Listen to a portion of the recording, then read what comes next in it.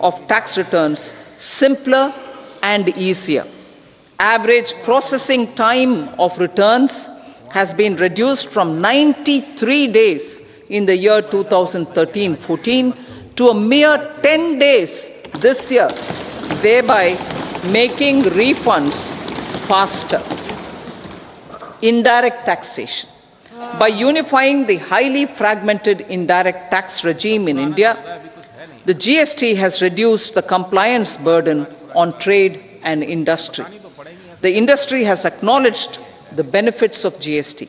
According to a recent survey conducted by a leading consulting firm, 94% of industry leaders view the transition to GST as largely positive. According to 80% of the respondents, it has led to supply chain optimization, as elimination of tax arbitrage and octroi has resulted in disbanding of checkposts at the state and city boundaries. At the same time, tax base of GST more than doubled, and the average monthly gross GST collection has almost doubled to 1.66 lakh crores this year. States too have benefited. States' SGST revenue, including compensation released to states in the post-GST period of 2017-18 to 2022-23, has achieved a buoyancy of 1.22.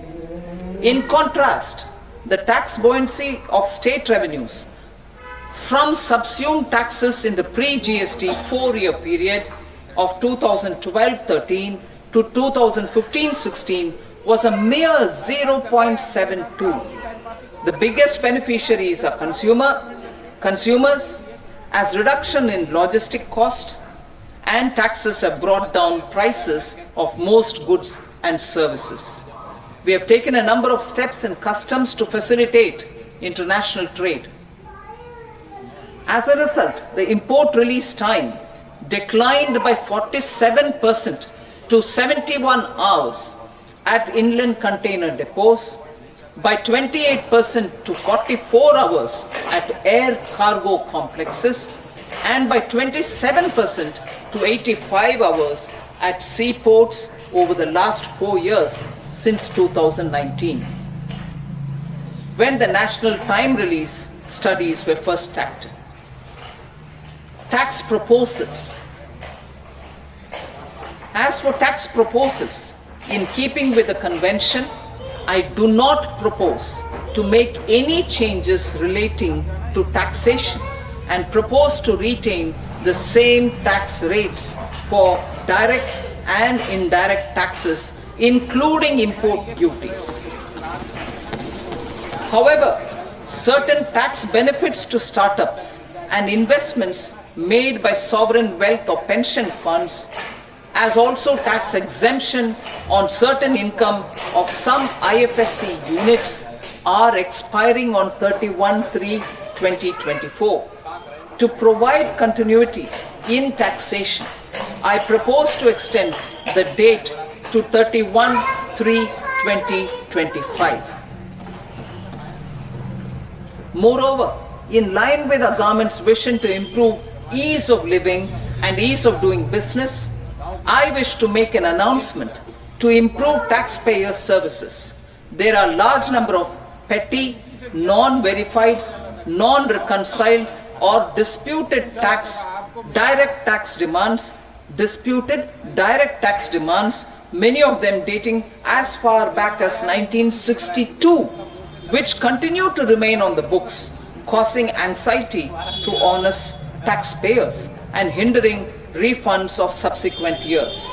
Honorable Speaker, sir, I propose to withdraw such outstanding direct tax demands up to 25,000 rupees pertaining to the period up to financial year 2009-10 and up to 10,000 rupees for financial years 2010-11 to 2014-15. This is expected to benefit about 1 crore taxpayers. 1 crore taxpayers would benefit out of this. economy then and now. In 2014, when our government assumed the reins, the responsibility to mend the economy step by step and to put the governance systems in order was enormous. The need of the hour was to give hope to the people, to attract investments of tax returns simpler and easier. Average processing time of returns has been reduced from 93 days in the year 2013-14 to a mere 10 days this year, thereby making refunds faster. With all indirect taxation, by unifying the highly fragmented indirect tax regime in India, the GST has reduced the compliance burden on trade and industry. The industry has acknowledged the benefits of GST. According to a recent survey conducted by a leading consulting firm, 94% of industry leaders view the transition to GST as largely possible. According to 80% of the respondents, it has led to supply chain optimization, as elimination of tax arbitrage and octroi has resulted in disbanding of checkposts at the state and city boundaries. At the same time, tax base of GST more than doubled, and the average monthly dedication and hard work in the coming years and decades.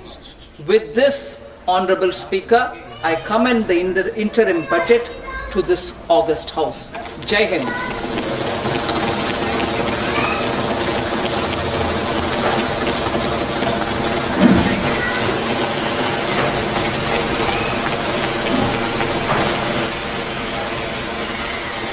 Item number 2, Srimati Nirmala Sitharaman ji.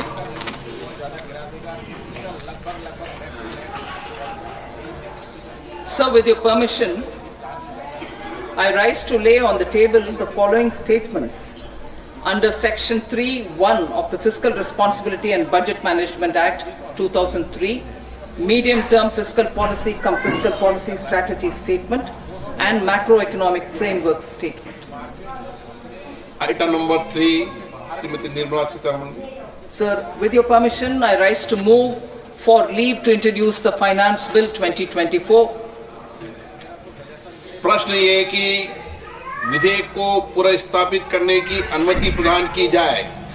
जो सदस्य इसके पक्ष में हाँ कहें, जो सदस्य विरोध में ना कहें, मेरे विचार में निर्णय हाँ वालों के पक्ष हुआ, हाँ वालों के पक्ष हुआ।